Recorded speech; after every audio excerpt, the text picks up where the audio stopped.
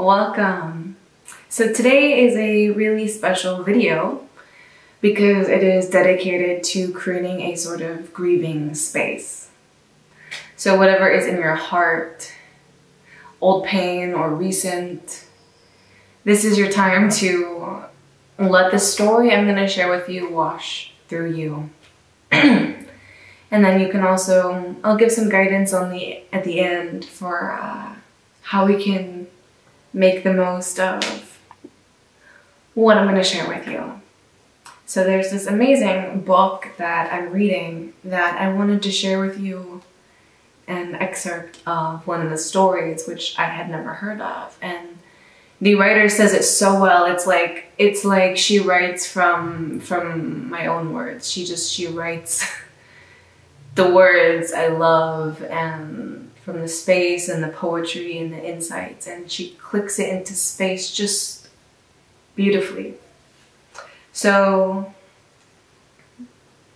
you can get into a comfortable position. Sorry, I have something in my eye. You can lay down. You can make yourself a cup of tea and pause this. And I just want to read you this story, share it with you. We can have like a little sister community moment, right? Like just share presence. So it is the story of the mustard seed, the Buddha and the mustard seed. So first of all, the book, I just want to make sure I get the title right. It's called Wild Mercy, Living the Fierce and Tender Wisdom of, I can't get the whole title, of the women. I will put it down in the links below in the description because my Kindle does not show the whole title and I've been too busy reading it. Okay.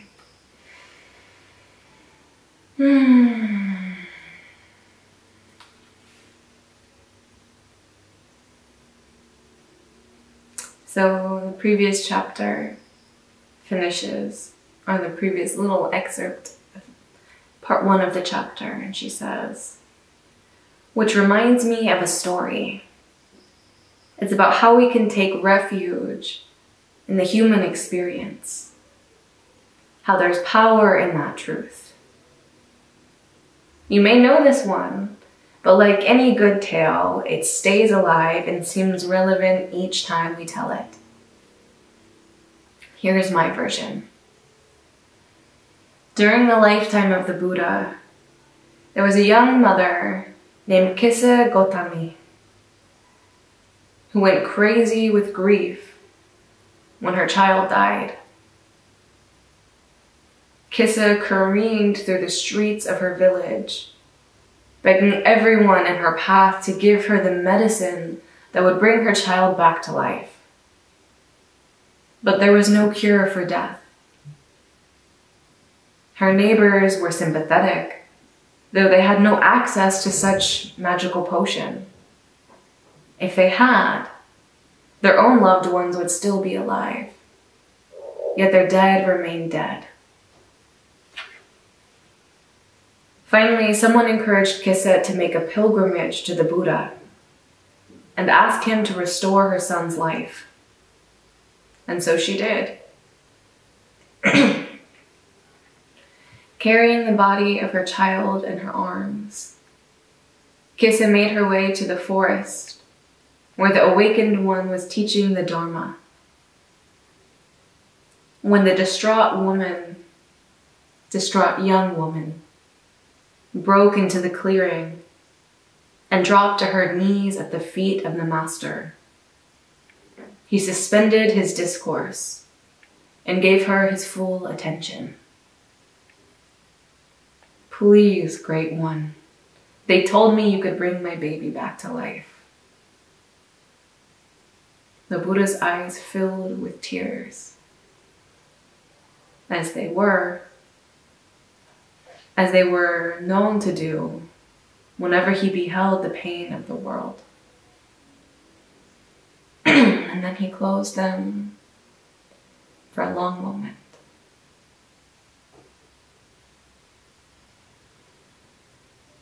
"Try this," he said.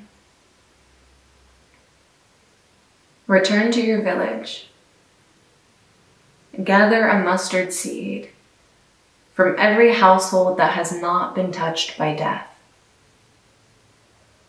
With these seeds, I will concoct a remedy that will bring your son back to life."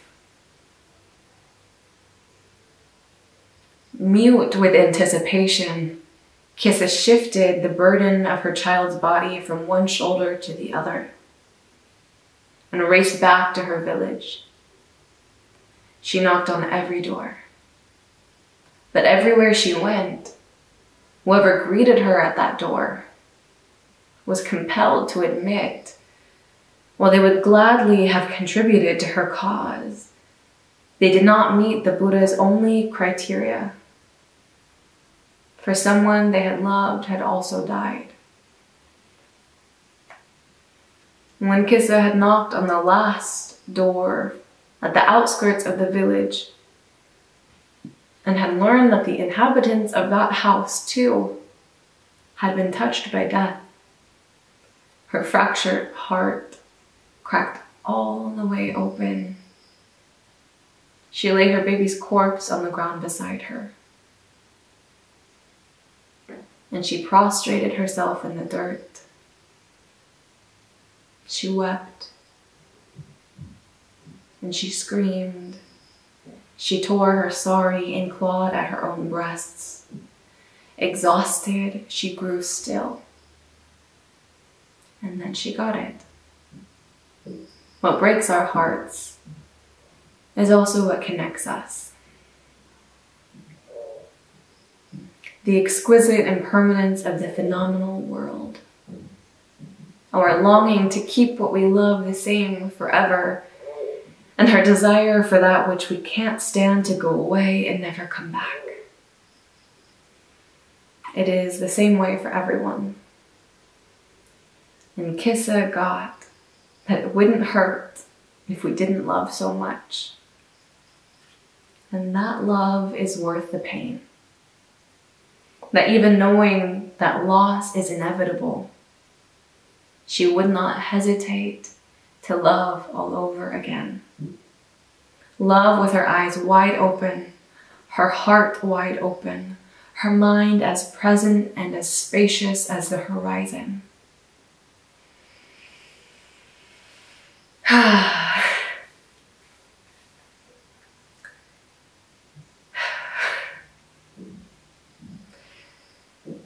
Acceptance, Kissa realizes, does not mean not caring that terrible things happen.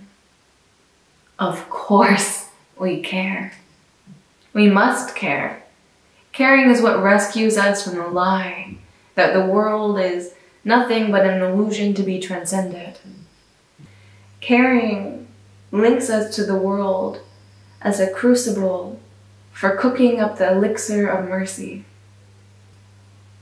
Acceptance means being with things as they are, not turning away, and not trying to shape them to our will.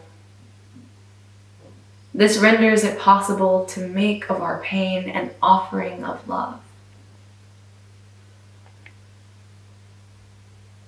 This blesses all ground as sacred ground.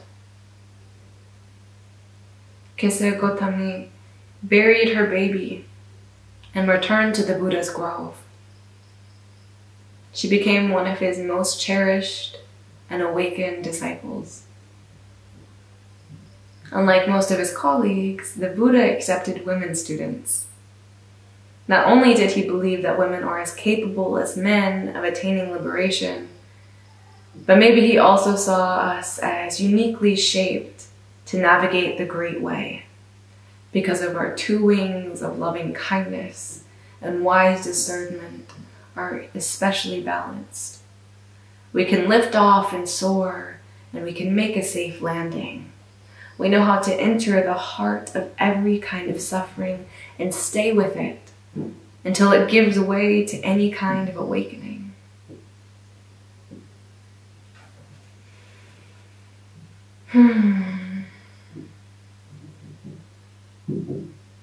So that is where the chapter finishes.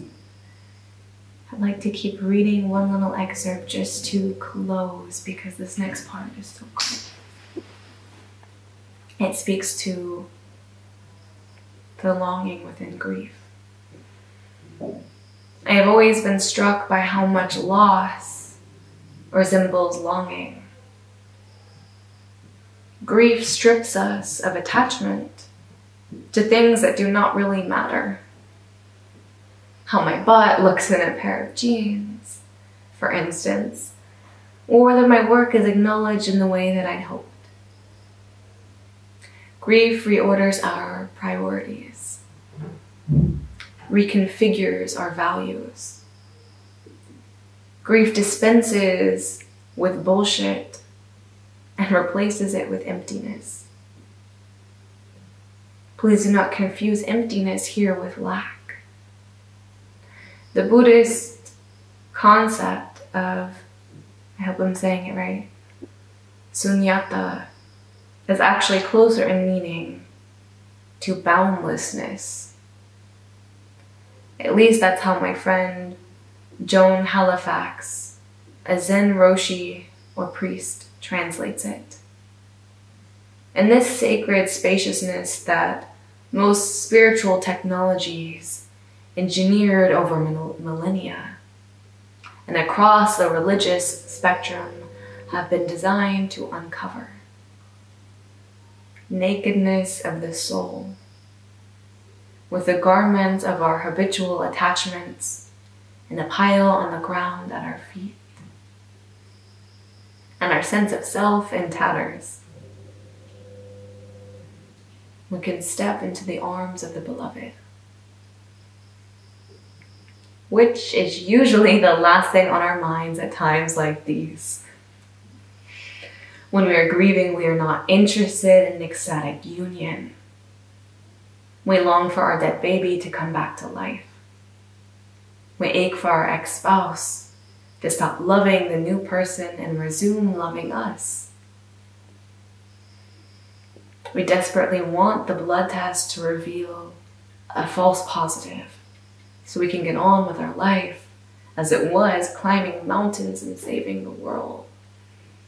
In fact, it would be monstrous to suggest that someone in the throes of fresh loss sees it as an opportunity to consummate her longing and make love with the divine.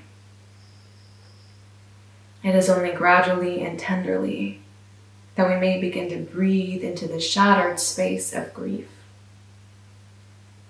and catch the fragrance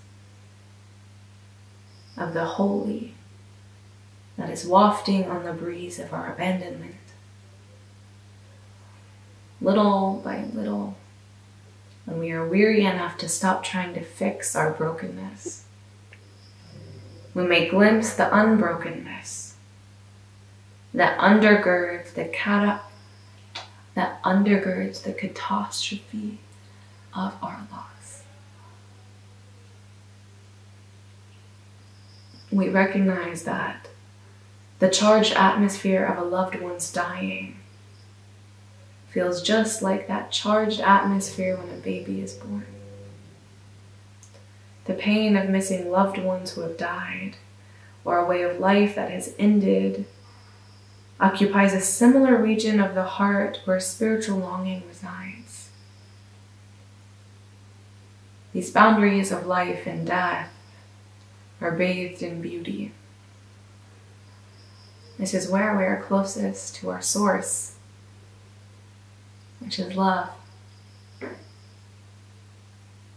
as if the heart of our grieving becomes a catalyst for mending our soul's broken connection to the divine. I'm just going to read that one more time. It's as if the heat of our grieving becomes a catalyst for mending our soul's broken connection to the divine. Grief can open the door to holy desire, which in turn leads us into the arms of that which we yearn for. Mystics seem to have no shame about contradicting themselves left and right. They blithely proclaim that the cure for pain is in the pain itself, and that the cry of longing is the sigh of merging.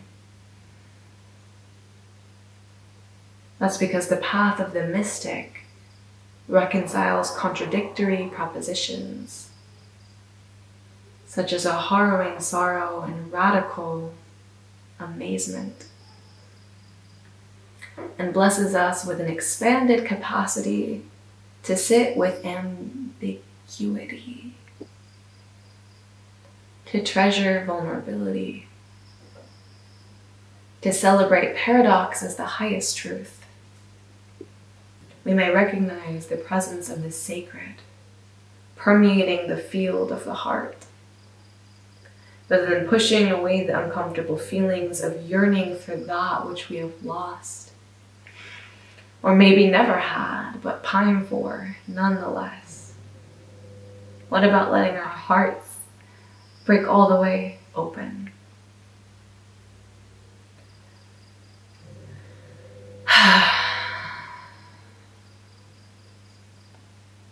Modern Western culture conditions us to step away from that precipice as quickly as possible. We are conditioned to see death and painful longing as problems to be solved, rather than as sacred landscapes to be revered. We are encouraged to medicate our grief, to treat loss as a malfunction that needs troubleshooting, to satisfy our longing as swiftly as possible. We may feel obliged to employ any of the dozens of spiritual methods, from medicating ourselves into a trance to conjuring up the power of positive thinking, in order to bypass our direct experience. We buy into some bullshit notion of the law of attraction, which asserts that difficult life experiences are the result of faulty beliefs, and that if we simply focus on what we want, the universe will fall into place to meet our every need and grant our every wish. From this perspective, we can't help but consider loss and longing as cruel and unruly, judging ourselves to be doing something wrong when we fail to get away from the pain. Believe me, I'm not a fan of tragic loss. I hate that my beautiful, blossoming 14-year-old daughter, Jenny, crashed my car and died. It hasn't been easy to witness loved ones suffering mightily as cancer ravaged their bodies, trapping them in its clutches, and not letting them go until there was nothing left of them. I am a peace activist. I vigorously oppose the culture of death in the form of war. I embrace all that is life-affirming: poetry, art, healthy food, connection with nature, community. But with this kind of messaging that pathologizes death and loss, of course, many of us are going to mistake the fire of grief or longing for what we cannot have or no longer have, for problems to be resolved, rather than an evidence of our holy membership in the human condition and an invitation to spiritual transformation. By transformation, I do not mean transcendence, as you may have guessed by now. I mean the opposite of rising above the realities of this world. Rather, it's about becoming so fully present. The line between sacred and ordinary is obliterated, and the face of the beloved shines from every face. Humans, bees, juniper trees.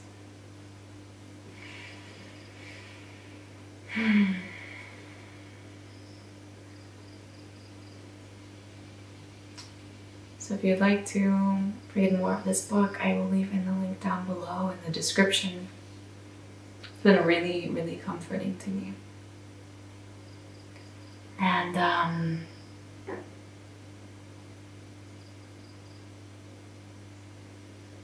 I think one of the parts of the book that stick out the most to me, and what gave me the inspiration to make this video, is that our pain that we often try to resolve, as the author says, is also what connects us, right? Like,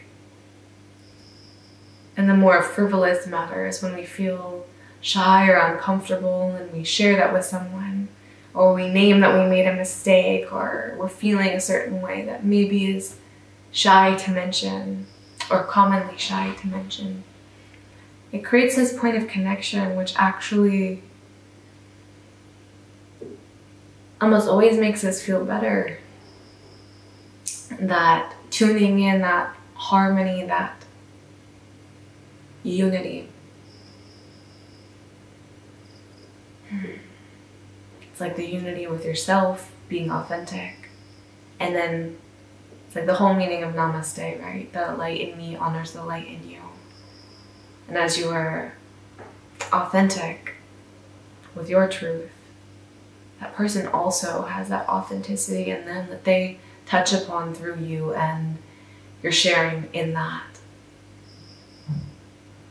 And so I wanted to share this excerpt with you, first of all, because it's beautiful.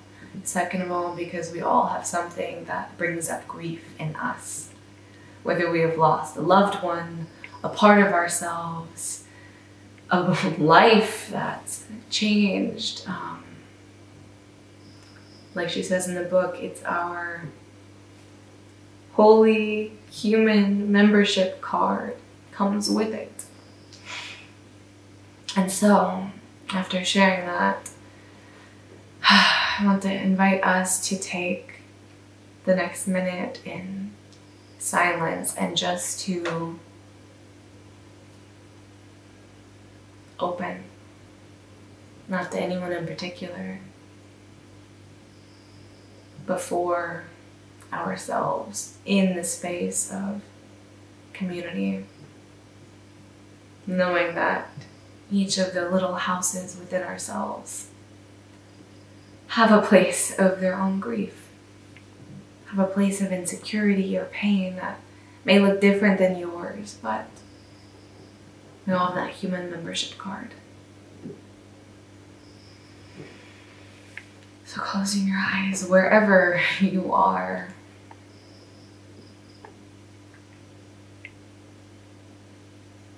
And just letting go of this personal identification as this is my grief. It's moving through a personal facet, a personal vessel, but this pain is universal. There are all others who are tuning in right now, throughout time and space.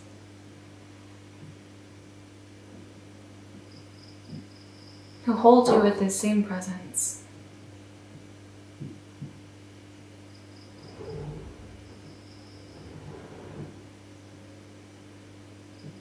So letting yourself start to picture this communal ceremony,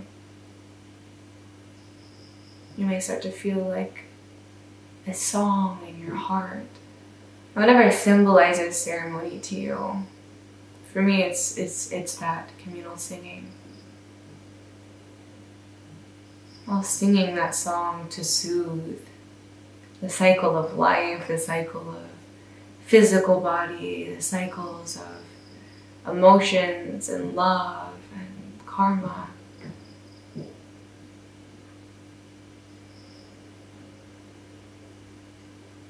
And letting this guide us this beauty that has made pain so painful, right? Because how else would it be painful without this contrast? Letting us deepen into appreciation and open to love, to our true values.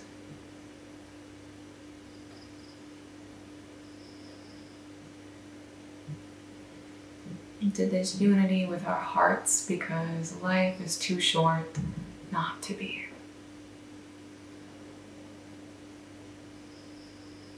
The unity of the great mysteries, heart, the higher heart, connection all around and within.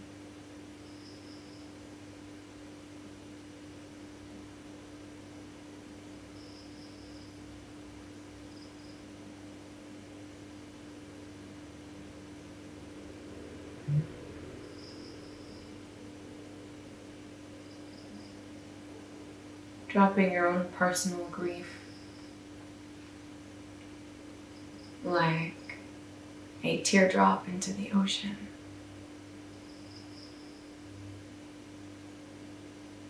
Making up the whole and letting yourself dissolve.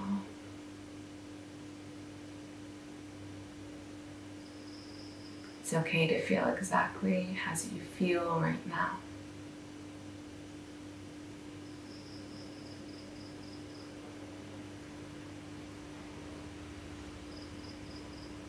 I'd like to keep this space available for wherever you are at. And I will sign off here and invite you to play one song or more, depending on the space you feel in your heart that you need. And lay down and just feel it. I will include one song in the description below that you can play if nothing is coming to mind right now. But this is that communal sharing. Let yourself be held, dedicated to your grief, to the collective grief.